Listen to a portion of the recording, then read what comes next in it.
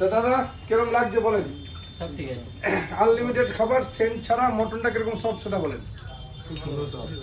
আমরা বলেছি ঝরে ঝরে পড়বে, ঝরে ঝরে পড়বে একান্ত আপন চাকদা। দেখুন যে দাদাদেরকে ধন্যবাদ জানাই যে দীঘার থেকে পুরো গ্যাংটক, সিকিম, পেলিং ঘুরে চাকদা এসছে একান্ত আপনে বিরিয়ানি খেতে।